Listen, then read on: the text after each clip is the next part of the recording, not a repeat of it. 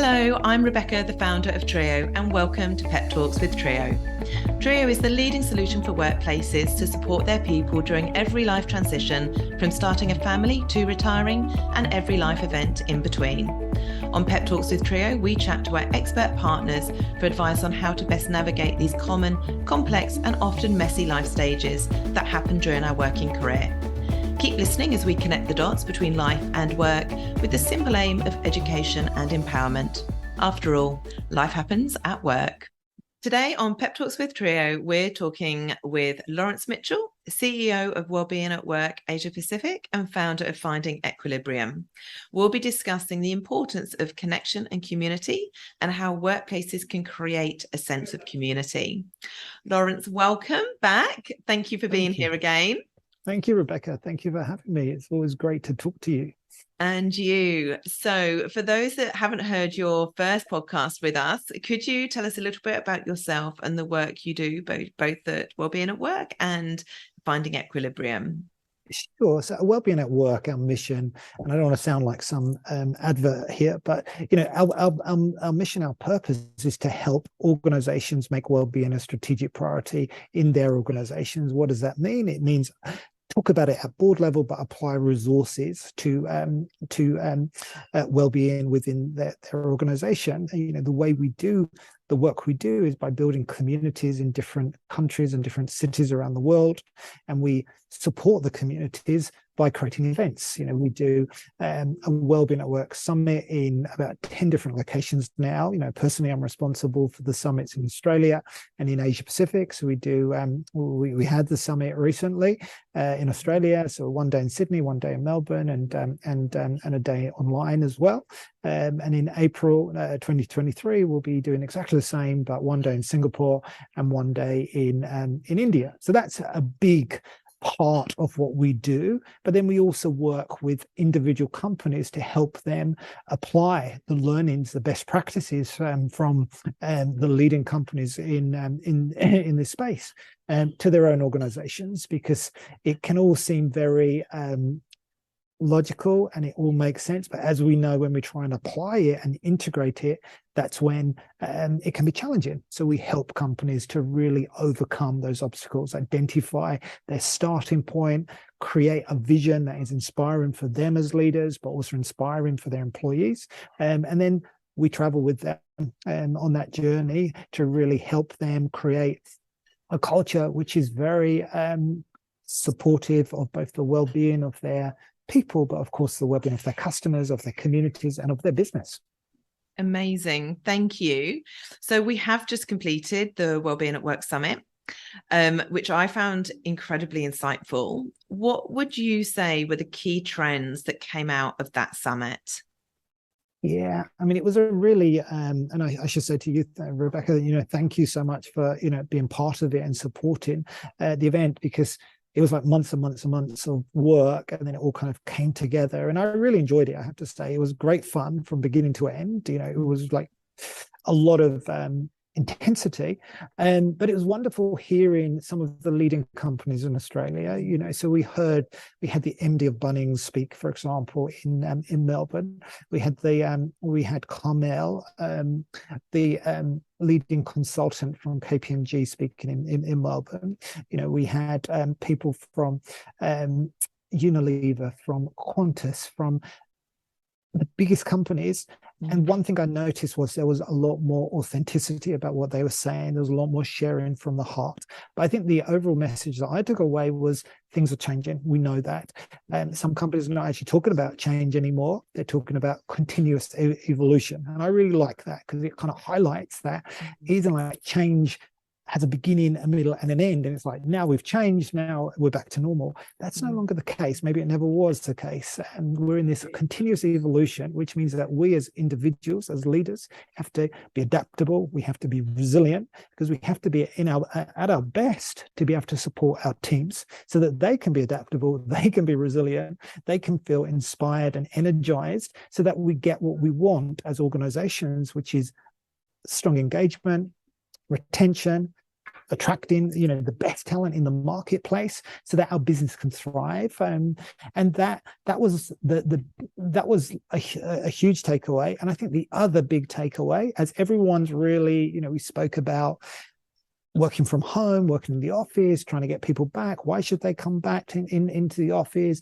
Why can't they just work at home? Like all of this, different policies, psychological safety. But when it all boils down to it, I guess the big realization that I had was that the reason people go into an office, the reason people go to a physical event is because they want to connect with other people. They want to feel part of something, and community is such an important. We all need community, and we're all part of different communities. And what we don't realize, of course, or many organizations perhaps don't realize, is that they have a community. Lots of communities. And if they really nurture those communities and really support those communities, then of course they have a thriving culture. And culture is the one thing that can't be copied. And this is what really excites me about this work, is you can copy people's products or other companies' products. You can copy their advertising, their messaging, everything can be copied, but you can't copy their culture, because the culture is completely unique, because it's made up of the people who work in that culture. And we all influence the cultures we're part of. As soon as you've got more than one person, you have a culture. And it's up to you as to whether you want a positive culture that energizes each member, or whether you want to have a negative culture. And I say it's up to you, because it really is, and that's a choice. We all have that choice, as business owners, as business leaders, as individual contributors. We all have a choice as to how we react and how we want to work each and every day. It's like the DNA of a business, isn't it? Culture. And each of the individuals within that business make up, their DNA, like how they show up, make up that culture. But it has to be set, at some point, the boundaries and the vision and the mission and the, what we will and won't accept, that all has to be set from the top, I guess, which was, that authenticity. When Carmel spoke from KPMG, I was blown away by her honesty, transparency, and authenticity. I was like, wow, she would be an incredible leader to work under, because being so authentic herself created such a sense of safety around being able to show up. And I think that, a lot of those sessions that I attended touched on that sense of psychological safety, to allow your people to really show up. Yes. Show up authentically. And that was a word that was used a lot, as was bring your whole self to work and some of those other terms. But when you see someone like Carmel setting that tone, I have to say, she was like, when you hear of a partner in KPMG, an image comes to mind, and it may not be the most human image, because we all know people like that. And because she was so human, it was a shock. It challenged our perception of it, but it sets the tone. So leadership sets the tone, and that's why I said it before, but I'll say it again, because it's so important that we as leaders have to hold the space for everybody. So if we're having a bad day and we react in a very negative way, that then ripples throughout everything. And we've all worked for bosses, and we have bosses who are like that. We know they're having a bad day, we better not kind of go near them. So it's up to us to really maintain a sense of balance.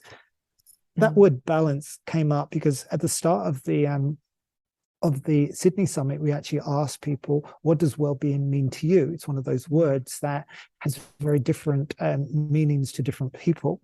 And we did a word cloud, we produced a word cloud, you may remember. And the big word that came out in the middle was balance. So well-being means balance. But then you say, well, what does balance mean? Because we talk about work-life balance, and that really is meaningless, really, work-life balance. What does that mean? It's like I work 8 hours and then I don't work 8 hours, so then I've got a balance. Of course not, and this is really what I've realized is so a lot of people talk about work-life integration, which I also am not a great fan of personally, because really work should enhance well-being. So like this conversation, this is work, but this is a nourishing conversation for me. So it's also enhancing my well-being. So everything we do, every task should be nourishing to some extent. Of course, there are tasks that won't be nourishing, but we've become aware of that. And by becoming aware of that, we can minimize or prepare ourselves to do those tasks so it doesn't detract from our energy and leave us depleted. Yeah. When we're looking at sort of that authenticity and community, we obviously need the boundaries and the culture to be set from the leaders and the top, but we also need the people to get engaged in that community, don't we? Like creating employee resource groups, or creating environments where like-minded people can come together, because we are working in this hybrid work, or remote work. Not all organizations have yet and will not bring their people back together into an office. Many people don't want to be office-based fully anymore. So, we have this sort of hybrid working environment, and that is where connection is so important. But it's almost like a dual requirement where organizations and leaders, we do need to set that culture, but we also need people to come in and to thrive from it. They need to get involved. They make up that culture too. It's not something that's just set and doesn't have an involvement by the people. Does that make sense? That kind of voice, giving a voice to the people, and for them to show up and get involved and create communities that are meaningful to them. A lot of those organizations spoke about having pride communities, and so people can find their people, and in large organizations that's obviously important. Yes, no, completely. So I completely agree. So I think if you step right back, then what I guess you see is that leaders set the tone of the business. They don't necessarily set the culture; they set the tone. And there's work that could be done around the values of the organization and the purpose of the organization, because that was another big area, is that people are looking to work for businesses that have a deeper purpose, if you like, other than making money. So that sets the culture, that sets the tone, through their own behavior. But then to create a community that thrives, they need to have touch points, whether they're virtual touch points or in-person touch points. But people need to be able to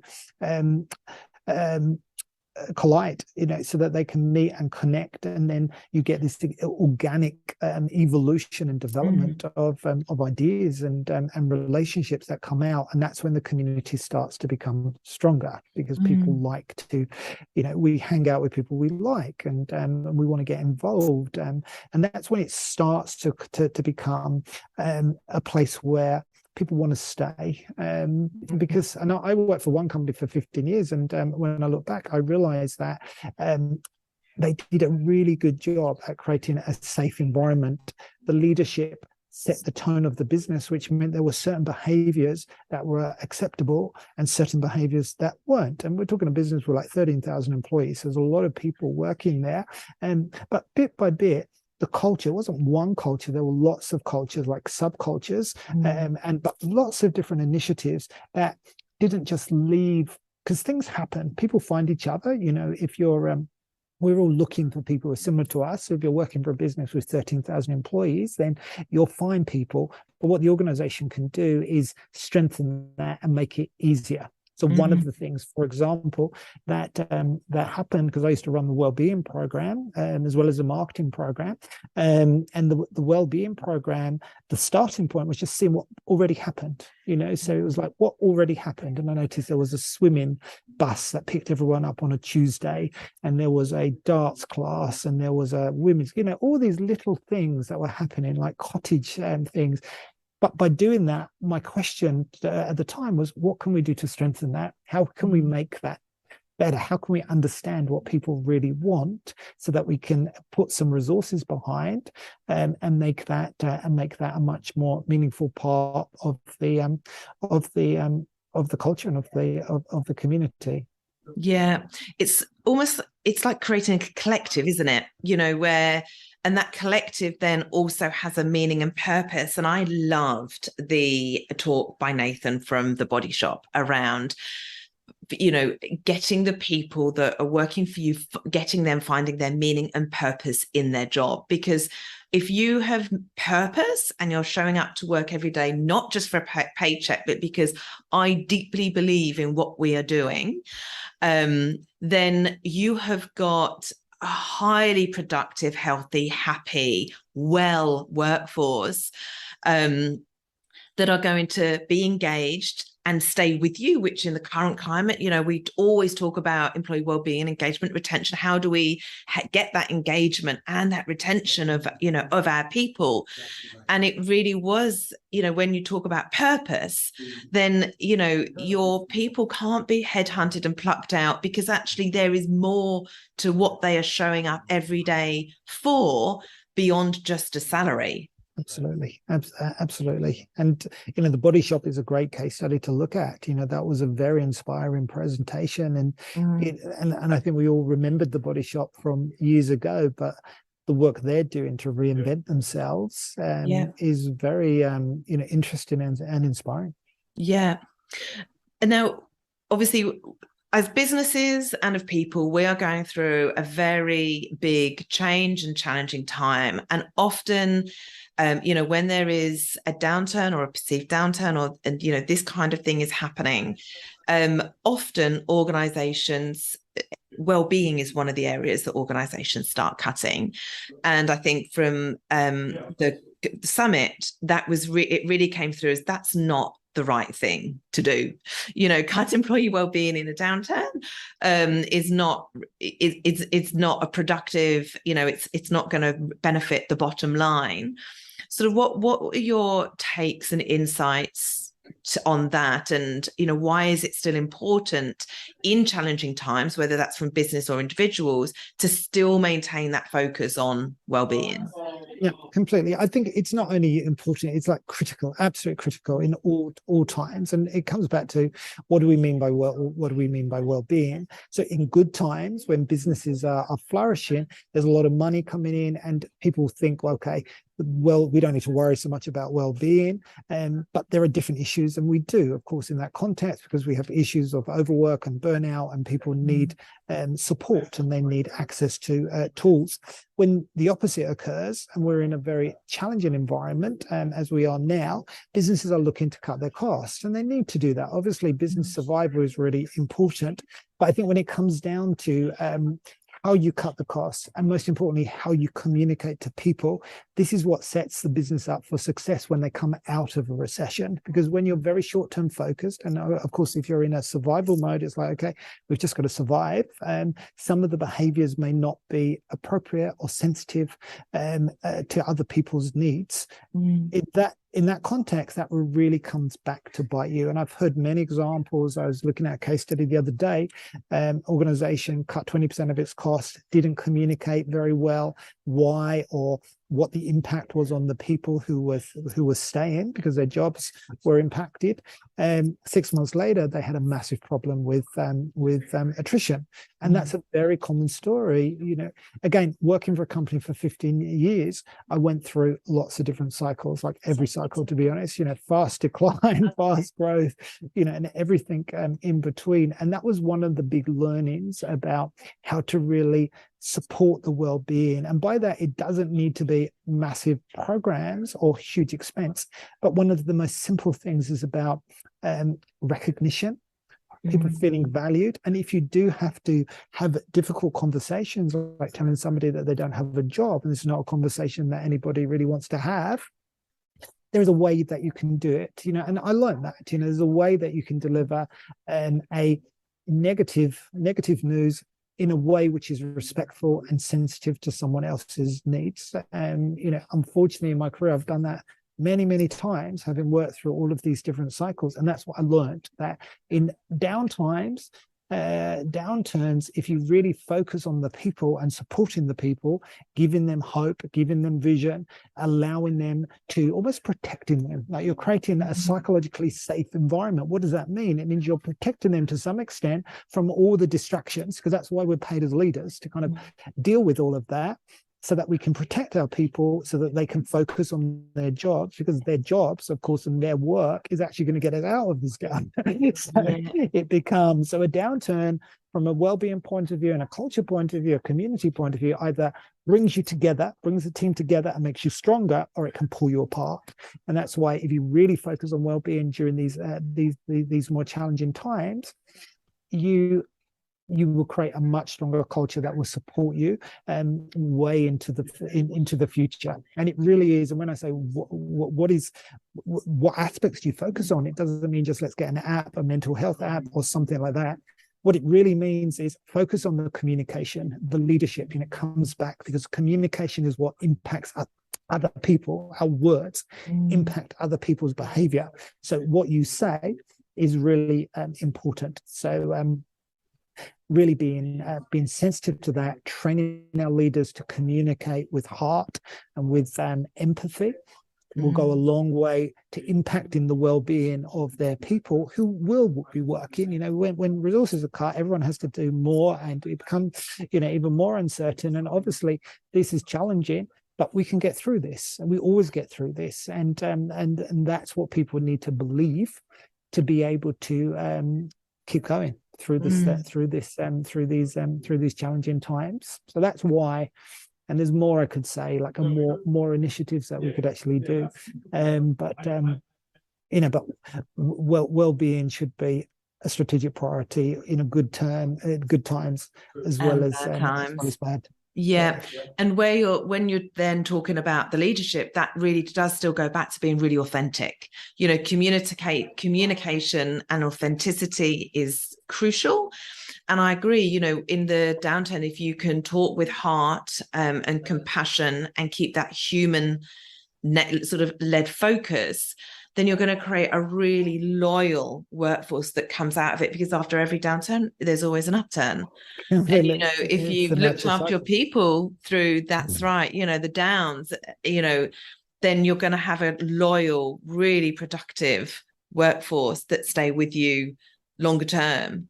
Because no one wants to leave in a downturn, but if they've been treated badly in a downturn, then you've got your high rates of attrition, and we know that the cost of attrition is actually extortionate. You know, some estimations are a sort of 300% of an annual salary, because it's not just a recruitment fee that that is the cost to an organization. So there's retaining your investment in well-being is actually, like you say, a strategic priority at any point.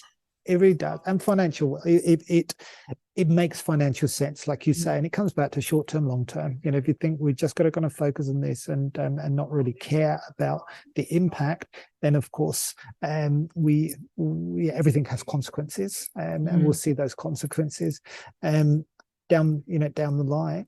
Yeah. My last question to you, Lawrence, is what does well-being mean to you? You know, if we look, you know, for both from your experience in as, you know, well-being at work, but also your experience across finding equilibrium, you know, as sort of an individual and a leader, what is well-being? Yeah, well, for me, because I call the business and my podcast Finding Equilibrium, so as you would expect, you know, well-being for me is equilibrium. You know, it's finding that point of equilibrium, that point of balance for you. And we have many different aspects to our life, and it's finding out where we're in and out of balance. So we talked a lot before about leaders need to do a lot of work and a lot of pressure, because everybody's problem is your problem. Leaders also need their own support system. They need mentors. They need people that they can actually speak to, that can support them, because it's not easy. You know, it's not easy. A lot of people say it's very lonely at the top, and it is.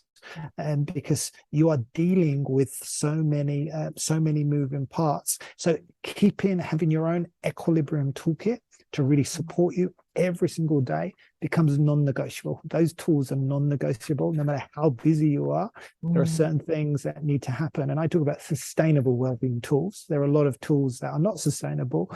Alcohol, you know, drugs, and you know, these are destructive, but people need to cope. You know, if you're under so much pressure, as many founders are, many leaders are in this very volatile environment, then of course they're not focused on some of those good habits. You know, we start to eat poorly. We start to, not move our bodies in the same way because we're too busy. But if we're too busy, then of course that consequence will come along later on, and we're not, we're not as good as we could be.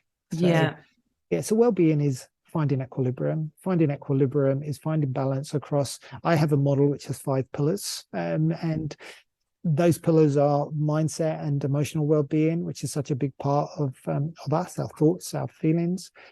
Physical well-being, we've got to obviously look after our body, because that is a big part of our lives.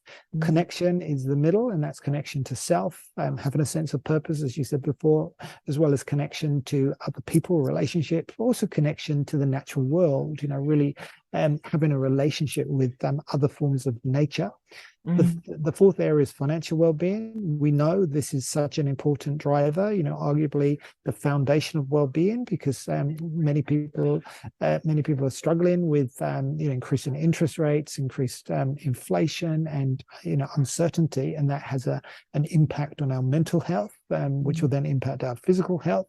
And then the last pillar, which arguably is the most valuable, because it's finite, it's time. And how do we use the 24 hours or 16 waking hours we have every day to really create a wonderful life? Because those hours are our lives. Someone once said to me, like, when you look at someone's gravestone, you see 2 dates and a little dash in between. That little dash is our life. And that really hit me. And I thought, wow, it goes really quickly. So we want to be enjoying our life, and work is what we do every day. So if we're not enjoying our work, then we're not enjoying our life. So it's so important that work brings us well-being, as well as brings us well-being in all of those pillars that I just outlined. That's so true, isn't it? And as a leader, it's, there's that fine balance between organizations obviously need to implement and look after the well-being of their people, but as leaders as well, we spoke about energy before, and as how I always sort of think your vibe affects your tribe. So as a leader, how leaders show up has that ripple effect in terms of how their teams feel. But we know that many, many people are suffering from burnout at the moment, because of all of the things that are happening. And one of the factors of burnout is a lack of energy. And so, if you are depleted yourself, you can't show up in the world and lead in the way that you want, which therefore has this ripple effect on those around you. So, well-being really is this this constant two-way responsibility that an organization gives their people the space and the safety and the tools to have a well environment, but also we take it upon ourselves that we have a responsibility to look after ourselves. And I guess that is, making sure that dash in the middle of those 2 numbers, we never know when that next number is as fulfilling and purposeful as possible, and not sort of outsourcing, well, I expect somebody else to take the responsibility for my well-being. Yes, I expect them to provide me with a safe, well environment, but I also have to take responsibility for my well-being and how I show up.